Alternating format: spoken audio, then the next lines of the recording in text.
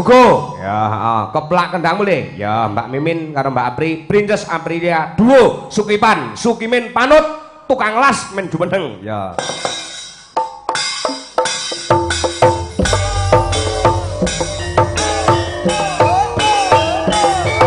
Pak Bambang Bonoloyo pamundhutipun kula aturaken, Pak. Sing nembang kepara Mbak Mimin karo Mbak Apri. Ya.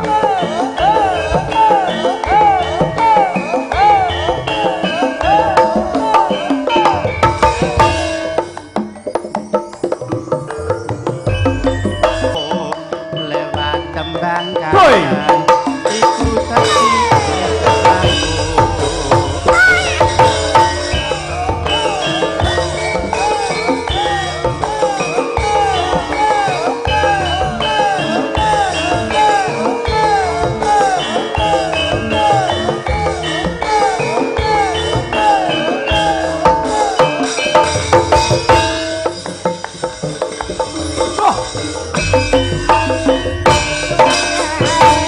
iku dadi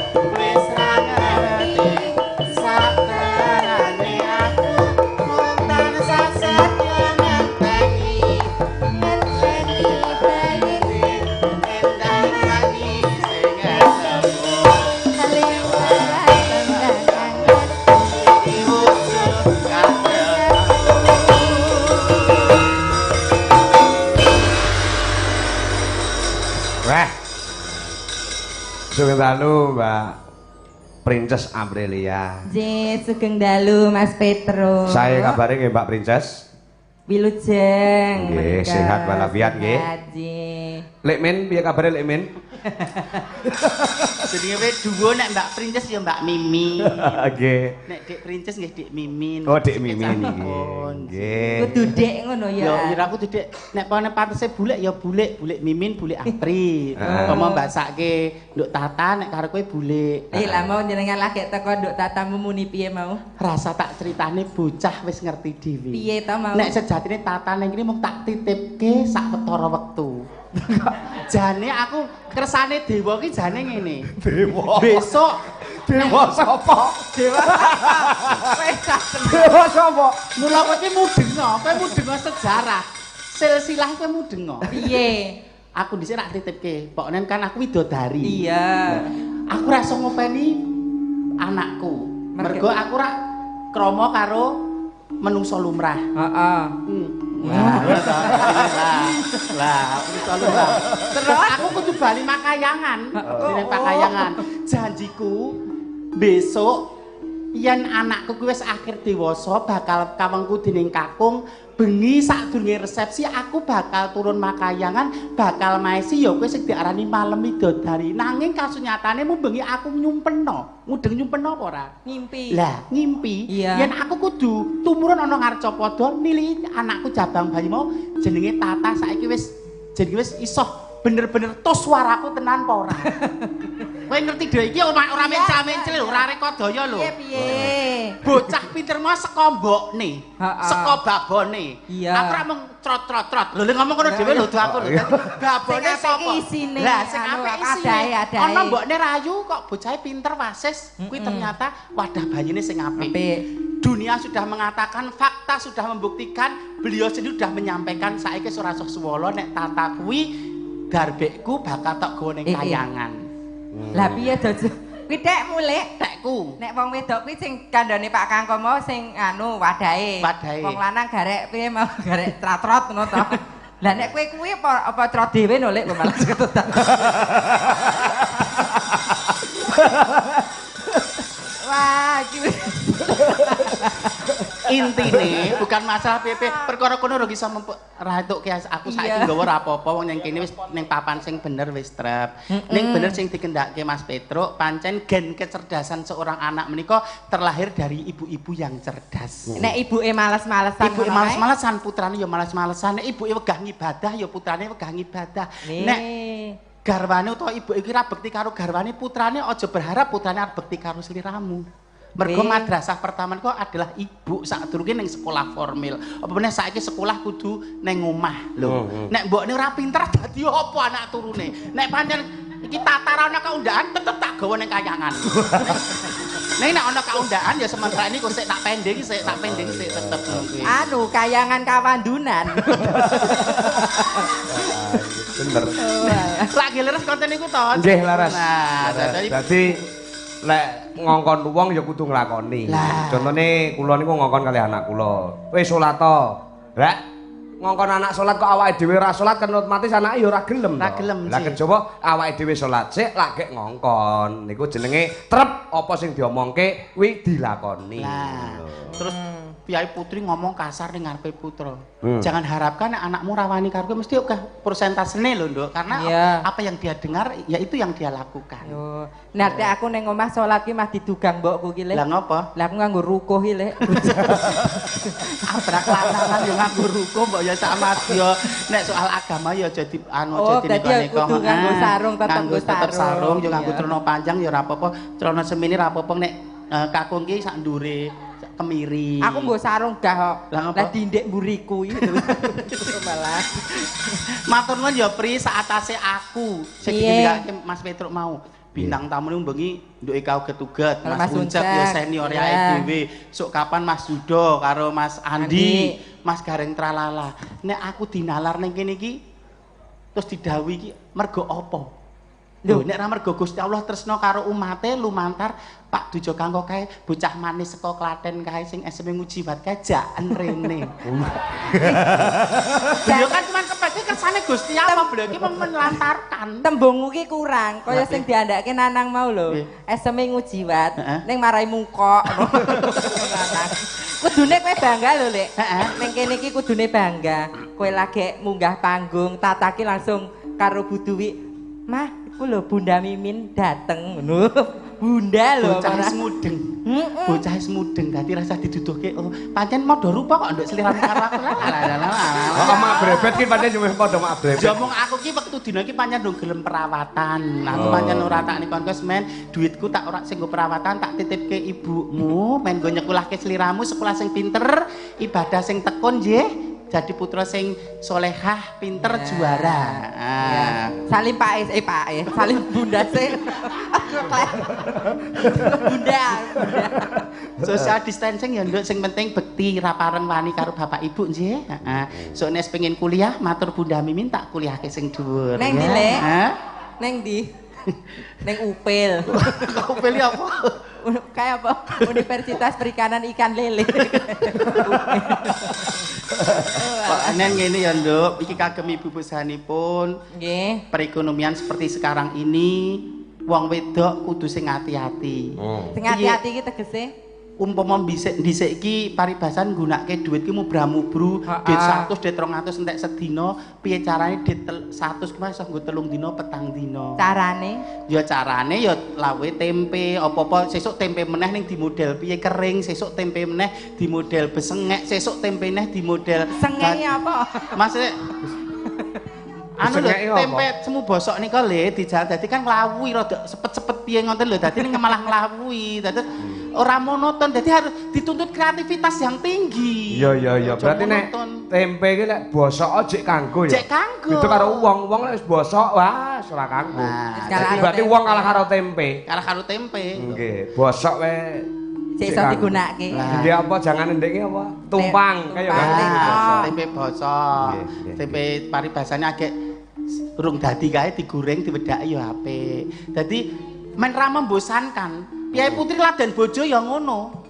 Nek dengan gaya konvensional ki dekne wis bosen, ya piye carane apa koprol laden bojo ra ya. Lho piye carane? Ya kutah kabeh no panganane kok ngladeni bojo karo oprol.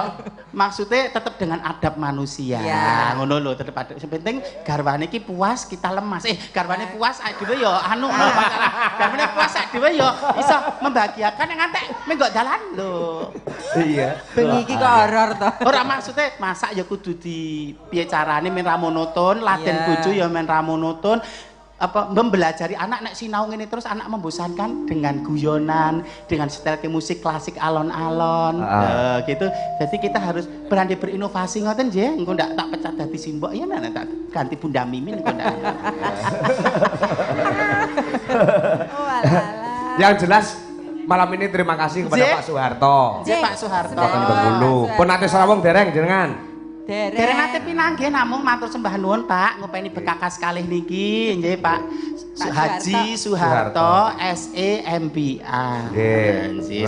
Wakal utawa wakil ketua 2 DPRD Provinsi Bengkulu. Matur sembah nuwun tresna budaya. Dados dalu menika sing mirsani menika para penggede-penggede Mbak Mimin. Oh ngaten. Manggale Mbak Apri. Wonten daleme Pak Harto mriko. Sembah nuwun Pak Harto, mugi-mugi rezekinipun lancar, saged amanah.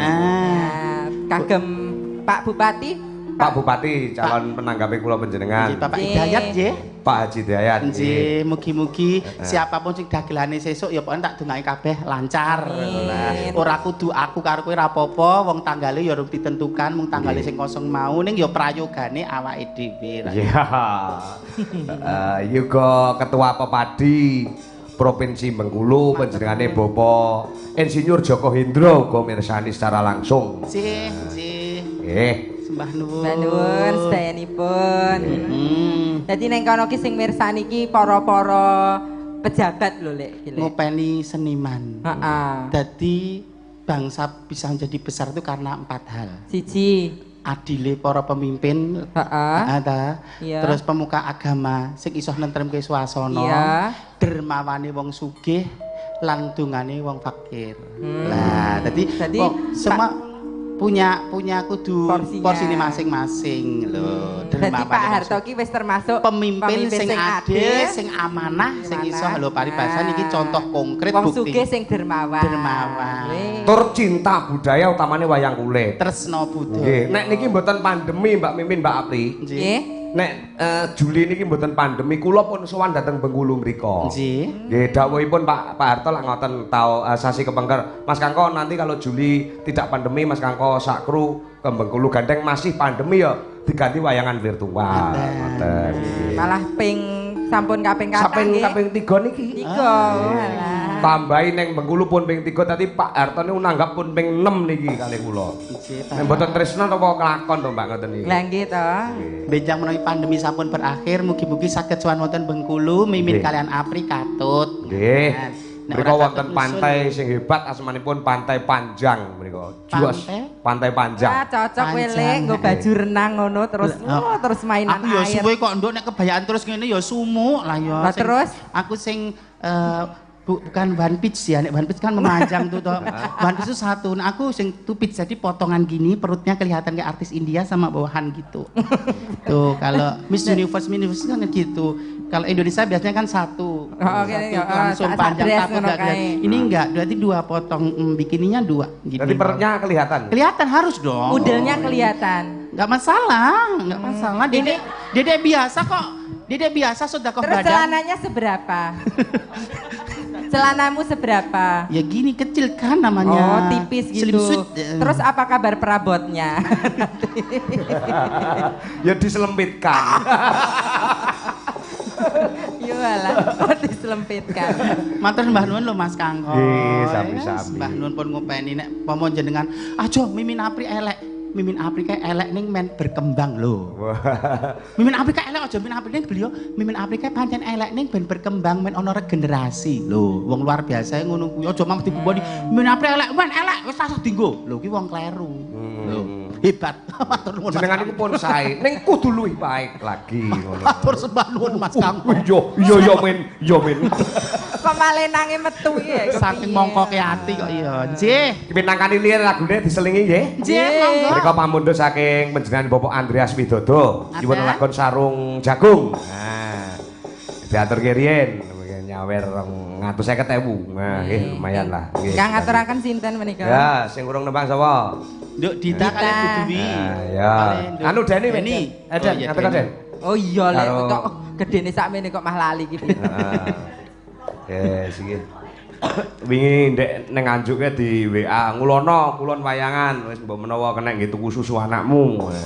Langsung berobat ngulon. Ya, alhamdulillah. Saiki aku wedi karo Deni kok. Lah nyapa Lah lek? jebulane omahe kene. Cek, Nenek kencegat. cek. Iya, Aku nyawang Deni ku ora kok nek wong do moyoki Deni nyun sewu koyo wingi yang semoyoki sing ikine wengene kaya pupu dan sebagainya aku ora tekan atiku. Lah kok Lemakmu tidak menutupi pesonamu. iya. Terus kudu ngono ngerayu. men wong wedoki mongkok atine. Ojo awake koyo bongkokan damen mesake. Mesake. Malah kok kleru. Mesake. Wong wedoke carane dibengkong dientoki nang ketok langsing kok dionek ora trimo ono padha-padha wedok. Yo nek ngai contoh ya ora ning Lemakmu ngarepe. adalah pesona lho. Ku lemak tubuh ora, iki pancen bakul HP. Lho contohnya nang iki lho. Dadi bahasanya diperhalus tanpa menyakiti. Ora. Terus kene sik wong wedok iki introspeksi diri kok wis lah gek di ngono kok rasa awake Pinter kan ya. betotong kleru nek aku pribadi lho. Soalnya Ya diperhalus tapi malah nyelekit. kalau bicara perempuan kan bicara apa ya perasaan ya. Semangat wong ayu. Orang kayak sampean nanti perasaan. Kleru meneh. Nek ra ndek perasaan ya ora metu tata no. Ora jeneng perasaan apa mung Biarin main meneh. anu. Umpama tenan apa ora ya donya iki geger ya karo Mas Kangkong lah champion ini. Ngerti aslimu. Asine iki aku ya bagus lho pripama kopen. Mung lek kuadus iki lung telaten ping 3 lho rumangsa. Nggih, Nduk Deni mangga. Nggih. Dalu menika ugi hadir panjenengane Bapak Dr. Andes Sugeng Soeharto MSI, dosen Unip Bengkulu. nggih. Sedulur dari Jogja Mas Kangkong, nggih. Dan GMBE TV ugi Bapak Sukatno SE. Wah, nggih. Pak Sukatno kalau wingi kula panggih wonten ing BE TV. Siaran langsung wawancara kalian kula. Duh, sembah nuwun BE TV Bengkulu, nggih. Salam sugeng kunjuk panjenengane Bapak Haji Sugeng Soeharto. Nah, dosene Unip Bengkulu saha Bapak Sukatno SE. Yo, sarung jagung Mas, diaturke Mas. Yuk, kaya ngapa? Dados.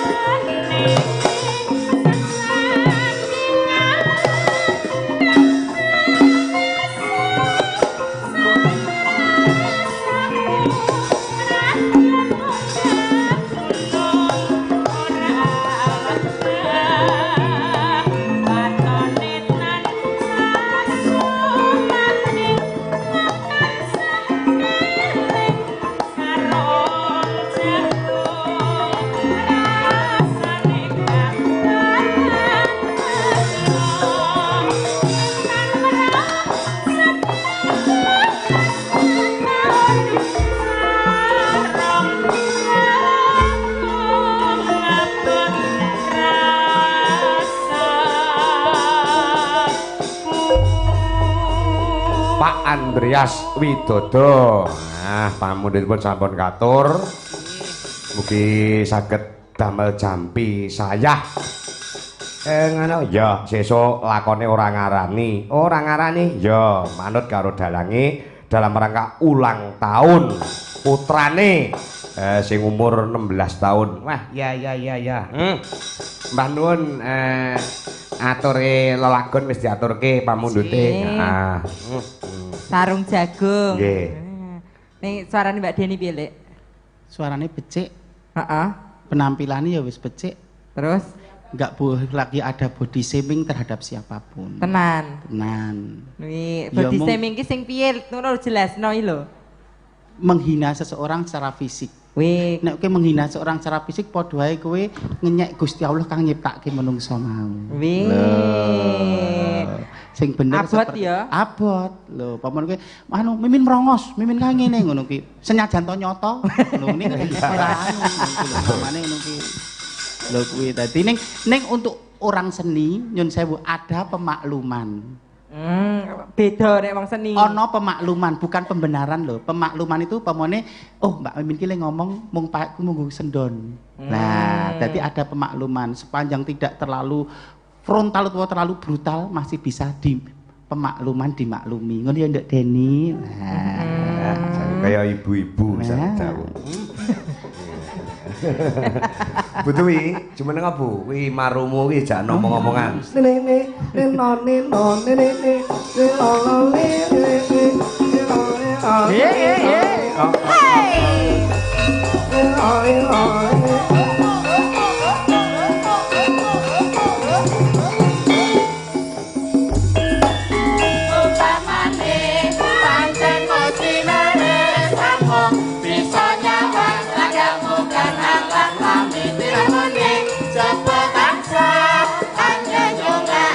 Heman.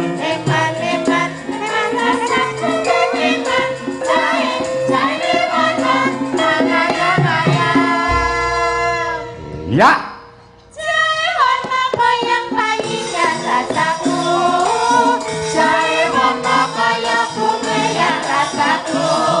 So.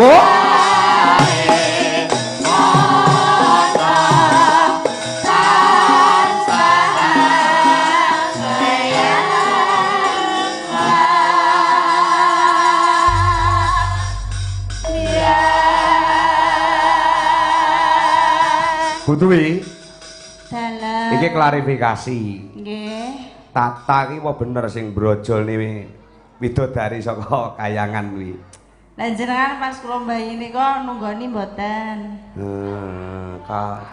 Lali lho aku saking anak akeh iki dadi. Marai yo ketoke nunggoni ning HP nanae kok. Lah ya nampa job lho. Ora dibalesi piye. Dek Dwi, Dalem Mbak ada Yu. sesuatu yang kita share ke publik, Napa? tapi ada sesuatu yang kita keep untuk kita sendiri. Nggih. Biarlah tentang Tata menjadi rahasia keluarga kita, tidak untuk disampaikan ke Nah, publik. wis Kowe kok tenan cah kowe kok bar ya mesti tok mamah apa tenan to mamah. Cah kowe kritis. Yo. Sampeyan ngerti dek iki bapake di koyoke karo jine dek langsung langsung meleru. Tapi kritisnya anak sekarang tuh malah pinter, jadi malah orang tua piye caranya jawab dengan cara yang bijaksana. Ya "Cah, aku sudah. kudu jawab piye? Ya nduk, engko nek tiba wektune kabeh kae ya wong tuamu. Wis ngono penak. Wis ngono penak dadi Inilah cerita rumah tangga cinta segitiga. Jan apik tenan lah ya. ya gini nek rukun ya becik. Rasa gawe status-status sing piye marake natoni wong baper ngene iki penak nek padha ngene ra Terbuka penak. ngono ya, Le. Lho, wong arep nagih utange. Ayo kok nggih status yo. Nggih. Dadi wong sing dan dengan status itu orang jadi menilai karakter kita sesungguhnya. Nesu karo bojo di status, ra beneran karo tangga di status. Jadi orang itu penilaian terhadap kita justru malah turun. Loh, hati-hati awake dhewe. Betul. Aku nek nyetatus meneh wayahe lebon tok. Wong saya ngangsuran tak status. Pamrih ngopo? Nek ngangsur tak nggo status ben apa? Wong arep golek utangan karo aku wedi. Oh, kan mimin yo ndek utang aku ora tegel. Lho, ngono kuwi le namengi. Aku sesuk LG status. Pripun? Bagus pripun? Lah ya wayahe jatuh tempo. Iya. Tenang no, wis enek WA saka anu email pisan saka YouTube pisan. Bayaran Anda sudah ditransfer ke rekening. Benjing sambat kalih Mbok Nom. Oh ngono. Ya ora apa-apa nyambut gawe iki ndi sing ngono kok. Nduk. Nah, kudu sing rukun to. Rukun, no. Antarane Mbok Nom karo Mbok Tuwa ki kudu Ora sing apa-apa. rukun. Duitmu ya duitku, duitku ya duitmu, bojomu ya bojoku. Nek perlu kok nek turu ya bareng wong telu nek Kok aku iki apa sih? aku bingunge kok nek turu bareng ki terus nek Sukimine mari gitu. Sing rekoso butuhi. Mboten menika namung sesondan. Ora nduk, iki Mbak Mimin saka Klaten. Ya insyaallah dadi keluarga mriki nggih, ngoten mawon nggih. Nah, wis. Wes gitu Kang dadi satpam kok saiki bapake ngopo no bleru. Iya. Ya. Mboke wis tenang saiki. Wis Mbak Mimin. Los. Gandeng anu kok ndak marake Dik Tata piye-piye, wis ora karo Pak Kangko wae. Nek karo Mas Tommy saiki wis karo Dik Dita. Heeh, ya aku sing lengganani nduk. Sakniki Mbak Mimin niku pun ajeng dados calone mriki nggih. Ya syukur malah dadi mancing keluarga. Nah nggih, wong ajeng etuk Mas Dodo sing ladeni ku wau. Mula kok neng kono ki aku wis dipapak lho. Liyane ra digake teh, aku gake teh wah ayo. Kula ki ya gumun petuk pisane kok iso glenik ngono ning. Yo ngalah. Oh alah Dodo. Nanti cak emang. Ora apa-apa Mas kahanan kahanan koronan kar golek sing pinunjul ya kangelan sing siap ya ngene iki kok. Mangane golek kono-kono rentan, golek sing enek wae ngono jarene. Enci. Nggih niki Mumpung sik pelok barang. Iki biasane nyuwun lagon iki tak wacane sik. Ah, nggih. Dadi ati. Aduh, ya. Sambung wanci dalu ki larase apa, Bu? Pelok 6. Oh ya. Ya iki diaturke gandeng sik barang, diaturke barang sik dadi ati. Ya. Oh nggih. Nggih. Oh nggih dadi ati kalih ngirimi kalih anak kula. Sinten? Ya lanang ya wedok iki padha jenenge. Lho. Ira Kartidut. Oh. Niki iya, tasik lara lopo teng Lampung. Waduh, rung entuk. Muga-muga urusane ndang rampung gek mantuk. Sing Amin. penting sehat.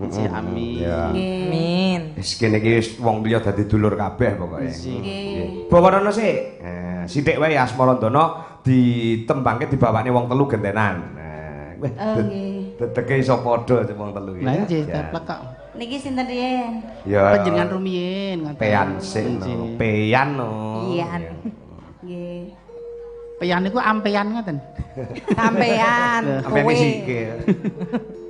Ya.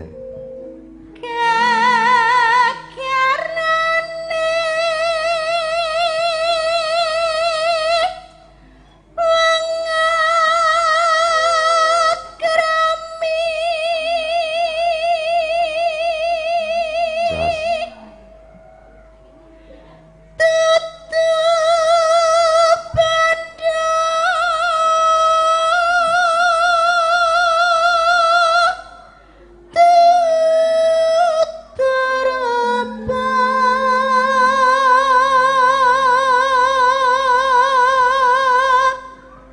Menika ugi wonten ing lokasi Bengkulu ugi hadir Ketua DPD PAN Bapak Slamet Riyadi saha sesepuh Jawa panjenengane Pak D Mujiran dan pengacara Edi Rianto sedulur Jawa yang di Bengkulu. Serta grup Kuda Kepang Turangga Seta. Iki menyaksikan live wonten ing dalemipun Pak Soeharto. Kepara ket sore mau, ket bar magrib mau. Ngopo, Truk? Wis tata-tata Bu Harto utawa Bu Banyu, tata-tata tedaharan, tata-tata unjukan pamriye supaya iso berbagi lek-lekan bareng, tirakatan bareng. Wah, elok temenanan. Ya, Apa Mbak Apri? Ya.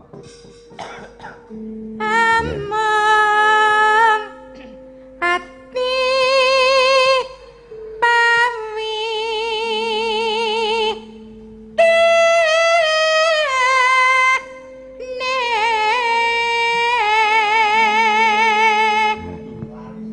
Mula sing ngrokoki disuda. apa Iki mau carane anu lah wong tangi turu niku jam 5:30 wajeng maghrib agek tangi. Lek aku agek tangi kok suaraku dadi lanang ya.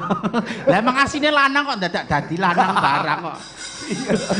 Lah mulane kowe lek ngangkat dhuwur rada kangelan sing rokok disuga Iya. iki demi karirmu. Iya, Le. Nah, aku wis 43 nggawe apa to? Golek terkenal jenengku wis terkenal. Golek rupa aku wis tau ayu.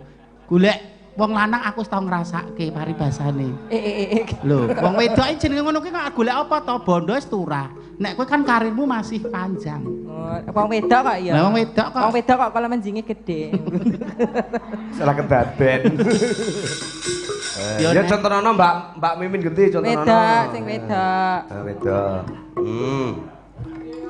Aku gagas Mbak Dwi kok tok banget ya. Kita nyon sewu ya bersaing cara sehat saja. Lah piye to? Salah po? Nang nggon ngarep syutingan kok luput. Ngajari. Luput ya ngajarnya ya ora ngono kuwi mbok ya mengleng ngene ra iso to. Piye-piye kok ora beneran lho kowe iki. Luput pisan.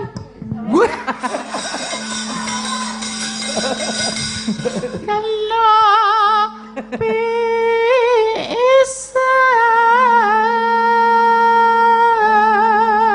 pisan. Suara lanang lek iki. Yo. Yen kap Gusti Allah. Kowe kesemangatan apa pancen sakmono kuwi to, ya Lek? sakmene iki. Aku ki oktave iki piye ya, Bri? Di atas rata-rata kok. Suara wedok babar blas, suara lanang ancur. Dadi wis pujulen. Yen gampang luwe. Kaya Pak Sunggulit Tantut. dalange. Kaya Pak Tantut lho, Kok suara. kaya Pak Tantut. Kok Pak Tantut. Kados manjung lho kok.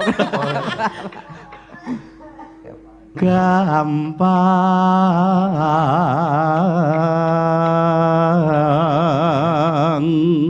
Pak Neati Lajan. Monggo Budwi. Yen nangel hangel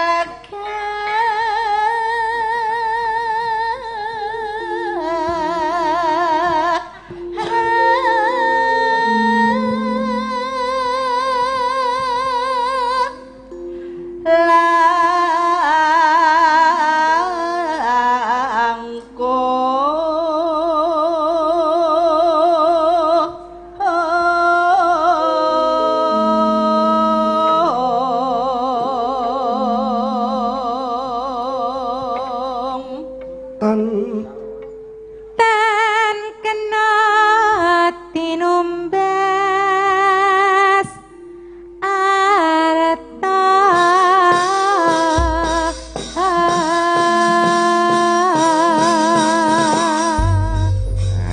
Yo. Garap wong telu lagu Dadi Ati, Puncuk Melati pamundhute karo Ira Kartidut, dadekne siji. Lan salam muga kanggo kanca-kanca sobat gurem guyub rukun adem ayem, muga kanca-kanca PWKD, uga para moderator DLE channel, Dalang Kangko channel. Ngono ya, Truk? Ya. Lan kabeh para dulur-dulur pecinta budaya dengan lumantar live streaming Dwi Jolaras Indonesia, Dalang Kangko channel, Duo Sukipan, Pak Utis kalian Hono Coroko. Iki channelmu yo melu tampil ya Mbak Mimin ya? dereng. Oh dereng? Oh tak kira nek wis ya. Ya yo, didadekke dadi ati. Yuk.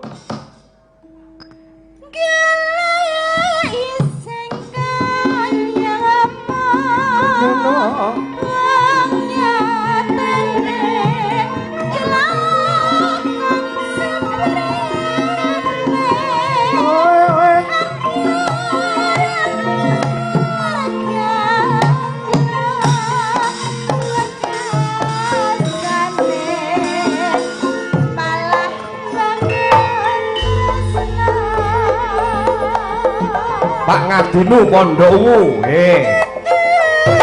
Sugeng Pungon.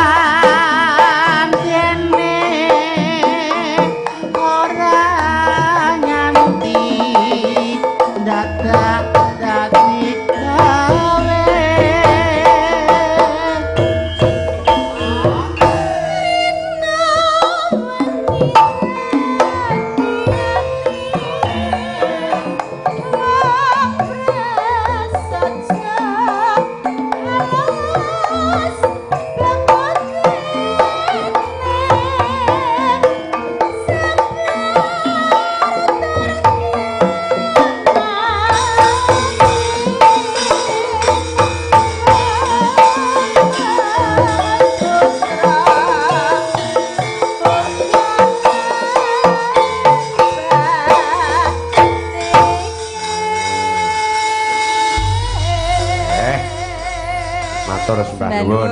Beduwi. Ya Nela.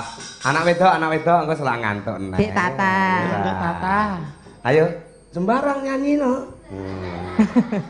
Ya, ana wis suwengi tak emboke dinggo. Yo alah. Termasuk betah melek lho, Dik, sliramu. Sini-sini Dek Tata. Wangi prihatin bapak ibu ya, Dik. Dadi tante wae ya. Bisa taruh nang kuli bapa. Nyedak Bunda, lah Bunda Mimin. Wedi yo, Mas. Mesake bocah men mentale men kuat sih. Iya alah. Rumah saku kok widuk-widuk tenan. Kula niku aneh ya. Kula niku wonge pendiriannya mudah goyah. Lah piye to? Tapi saya tipikal orang sing ora iso nesu. Disakiti dalam moto hidup saya itu sejahat apapun orang itu saya tidak akan menaruh dendam terhadapnya. Yakin? Yakin, kecuali misalnya disakiti saat itu sakit hati iya, tapi terus tidak menaruh dendam. Lah, manusiawi. Ya itu tak tanamkan dalam hidup saya. Lah kok kowe pas zaman isih tetek nesu karo pelanggan kae piye? Lah kae mergone kan sewengi betetet entuk siji tuwek ngekek rak ya terus anak ya terus wedi to. Ini kan masa lalu. Masa lalu. Lah hidup itu kan juga harus ada perubahan toh. Alah. Pas gembrobyos. Gembrobyos. Jadi selalu menaburkan kebaikan. Semangat Dek Tata lagunipun apa? Napa manut? Ana podang kuning, ana Sotya, ana apa sing senenge? Aduh. Podang kuning. Podang kuning. Ning joget lho, goyang lho ya. Ngagem goyang tipis-tipis mboten napa-napa. Joget ya, joget tipis. Kok lek pas ngene kae, pas ngene kae anu ya. Nerokne budhe ya. Budhe karo tante ya. Ya, diaturke podang kuning langsung garap dangdut. Ya, yo. Yo Mas, gugu. Sikat Mas, kendangnya Mas. Yuk, dados.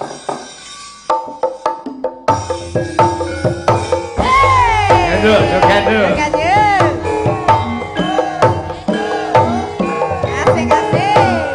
Mas Tarno, Tania Jaya, Pak Ngadinu, monggo. Podang kuning mania. Paguyuban Sukoharjo Makmur Jayapura, Derek Mangayu Bagyo.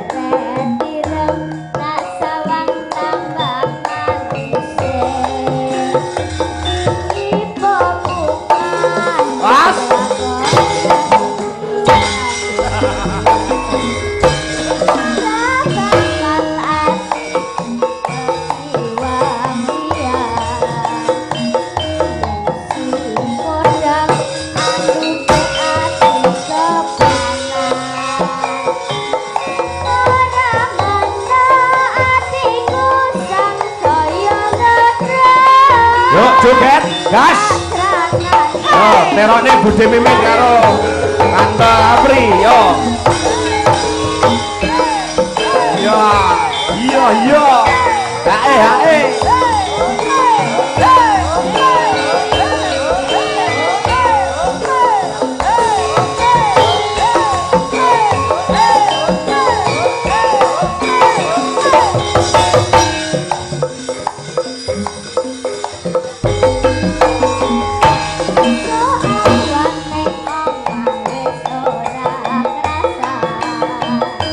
Jelenge niru Kapidut. Ya.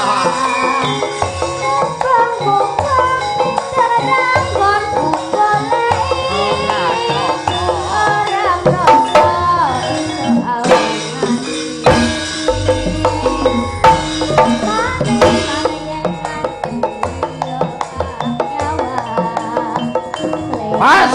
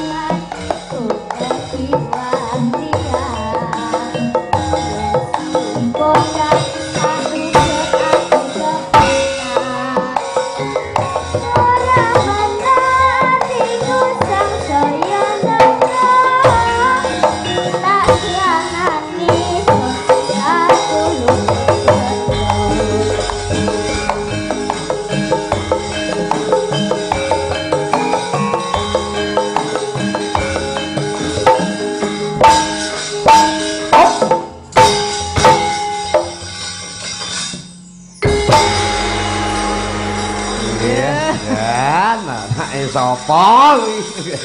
Gelem joget ya, Lek. Sesuai ya kendel, Nduk. Iya to. Alon-alon tapi tidak dipaksakan. Biarlah proses yang membuat dia semakin dewasa, semakin pinter. Ngono ibu sing arif ki ngono kuwi, jangan memaksakan kehendak. Ora kok anak kon ngewangi nyarutang barang kuwi aja. Iya. Mantene anyar sing rong anu, calon manten ya Mbak Dita. Jumeneng ya di. Ayo Dik, Mbak Dita. Nganten anyar Lek iki Lek. Kok awake malah susut ya nganten anyar ya. Blanderengan ya. Ya ora apa-apa ya pancen ki sing dikarepke kok ya. Lho tekno golek bendina golek duit ngopo nek ra dienggo bojone. Tuturana seorang istri iki kudu piye ngono ya. Ya, Nduk Dita. Nek sis di omah dhewe wong wedok ki nek omah-omah di omah dhewe pancen penak ning sementara waktu umpama kudu melu maratuwa. Ya iki ora kok tidak semua mertua nggih, tapi melu maratuwa iki paribasan ancik-ancik pucuke ngeri. Tegese piye kuwi? Tangi kesuken darani berbeki. Tangi kawanan sithik lho Ndara Putri agek wungu iki babakan tangi. Mongko hidup itu kan 24 jam tiap harinya. Jadi pasti ada benturan-benturan psikologis, kamu harus siap. Tapi tidak ada wong tua njlomprongi anake ora ana, wong enom sing kudu adaptasi dengan situasi yang sudah ada sebelumnya. Mbok menawa ora ngerti tata carane nek arep kumpul bojo kae piye Lek Lek? Nek kumpul bojo, men duwe putra sing soleh-solehah sing bisa miturut kaya nduk Tata kuwi, heeh ta. Disunahkan sebelum kumpul bojo wudu terlebih dulu. Mas dalam kondisi suci. Ora bar kok Tegal kok sawah bar ngendang bar apa tanpa wisuh langsung kenyang kuwi aja. Ndak dadi putra turun sing cerobo coro. Terus meskipun yang namanya pasangannya itu wis sah di dalam kamar mau diperlakukan seperti apa boleh, tapi disunahkan nyun sewu lho iki kasarane adik-adik tutup telinga nggih, tidak boleh telanjang bulat dadi masih dalam satu selimut. Nggih, ki adabe menungso. Adabe menungso agama ya ngono. Sing nomor 3 temanten kakung, Mas nganten maca Fatihah ping 2000. Ya kenake subuh lho iki. Wik-wike ya apa? Maksudnya intine pokoknya berdoa, mbudidaya, pandai beradaptasi ya, Nduk. Aja gampang kesinggung, men awet le omah-omah. Yes, ngono wae. Nggih. Pripun? Menika wonten pamundhut. Waduh, kayak iki. Saking Cianjur Mas Tejo, nderek wewungan nggih. Mbah nuwun ugi katur dumateng kanca-kanca PPKD sugeng mirsani saking Mas Ugi Balikpapan. Ugi saking Pak Dalang PWKT Batam nggih. Gianto Viva Fresh ya BWKT Batam menika paguyuban warga Karanganyar Tentram ingkang wonten Riau Batam nggih. Pun aturaken lagunipun Gubuk Asmara Mbak Mimin Mbak Apri. Oh nggih, mangga. Ya diaturke di kendangi cara badutan sik. Cara apa jenenge kuwi? Tayub engko lagi di jaipongke. Ya. Monggo pun aturaken. Ya Nduk, buka celuk Nduk. Ya, yuk.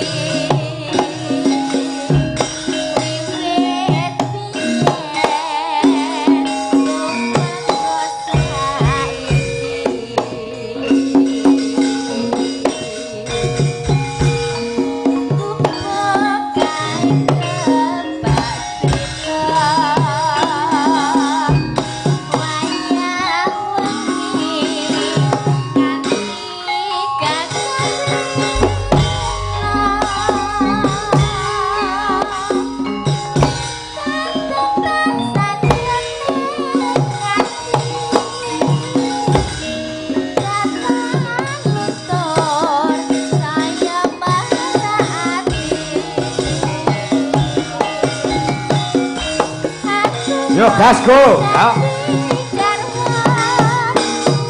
Duo Sumipan yo. Wong telu ya.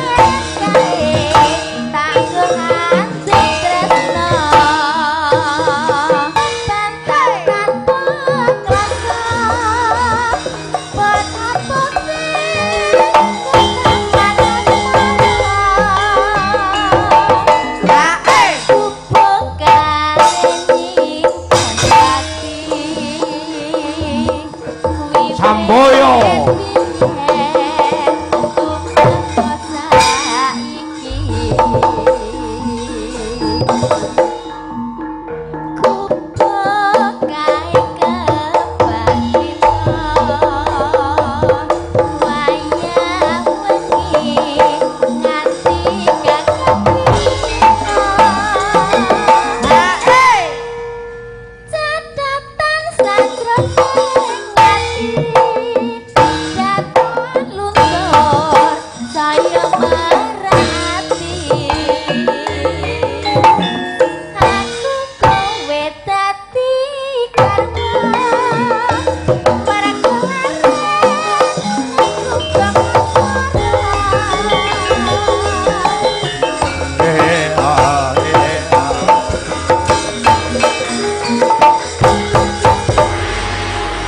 Bos. Wah.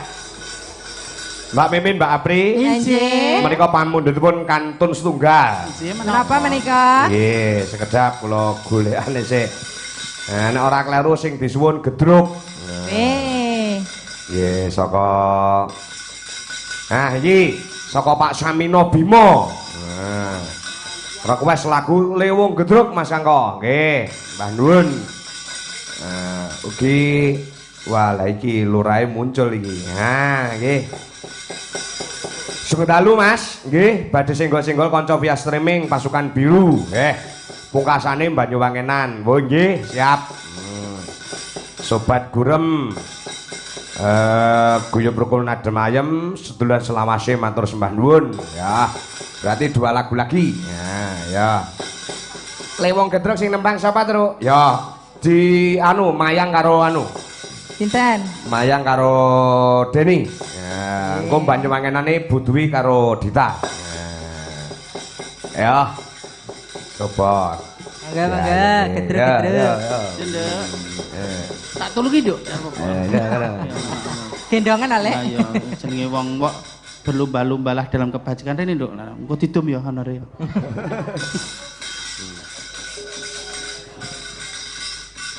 Kuwi jenenge balan gedhi, sitok gedhi, sitok cilik. Ya. Siap? Sampun. Sampun. Yo Pak Yon, Pak Haryono ki meni semangat anggere enek Mbak Mimin karo Mbak Apri meni semangat Pak Yon. Yo, Lewong Gedruk diados.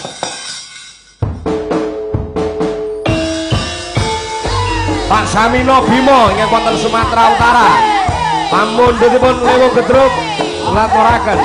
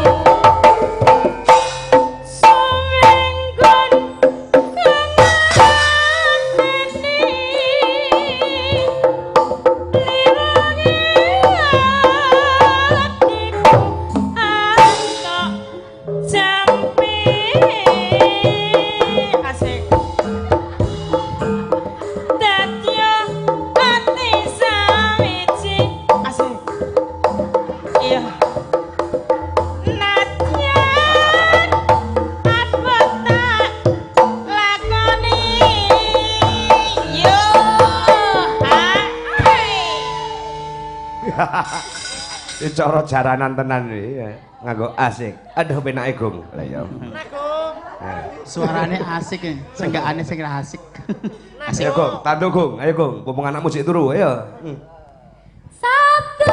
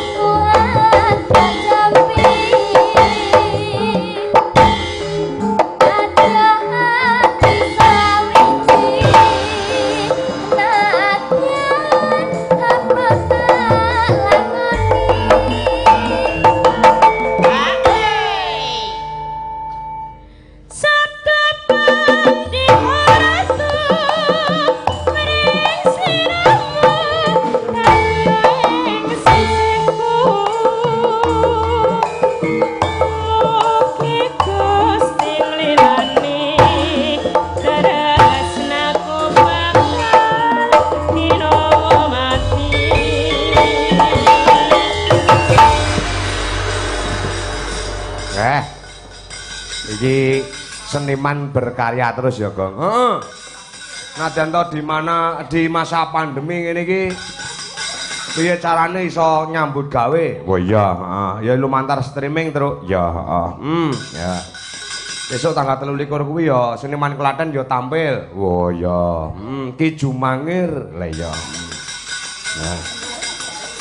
Ya, coba yang terakhir Banyuwangenan. Ya, engko sing nembang Mbak sapa Dita karo Budwi. Bagian jogete Mbak Mimin, Mbak Apri. Ya, bariki rampung. Ya. Nggih. Ya Pak Harto kula kirim lelagon cara Banyuwangenan. So para bapak-bapak punden ingkang wonten ing Bengkulu. Salam sungkem kula sak kanca Dwija Laras Indonesia kunjuk marang para penggede-penggede ingkang wonten Bengkulu dawuhipun kula rantos Pak Bupati. Heeh, ya, ya. Iya, monggo Bu Dwi karo Dita. Ya. Ya. Gen Mimin karo Api gen pitik-pitikan ya.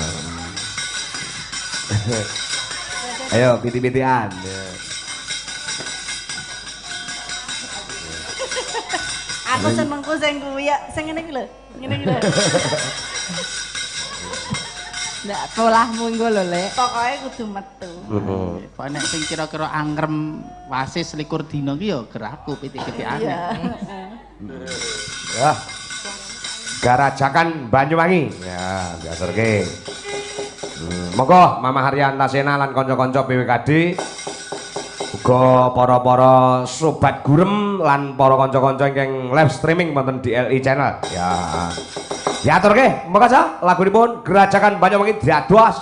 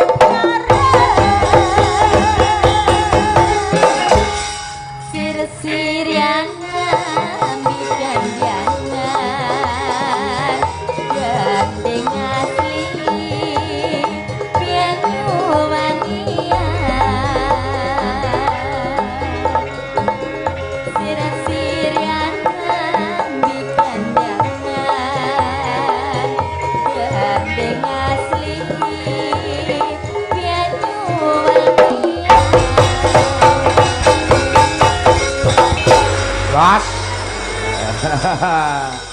Hebat tenan. Mbak Mimin, Mbak Apri. Ucapan terima kasih yang sebesar-besarnya saking kru Dwijo Laras Indonesia kagem Mbak Mimin, Mbak Apri. Sami-sami. Dengan Mbak kersa gayangaken swasana nimbali panjenengan Pak Harto. Didongakne nimbali kula panjenengan dalam rangka pentas virtual. Mugi-mugi Pak Harto tansah pinaringan bagya mulya. Amin. Ner ing sambekala pinaringan bagas kewarasan sak keluarga, sehat walafiat, semakin sukses. Amin amin. Panjenengane sukses ora mung ning donya, sukses ning akhirat besok. Amin. Ngodhi donga nggih Mbak, matur sembah nuwun pambiyantunipun nggih.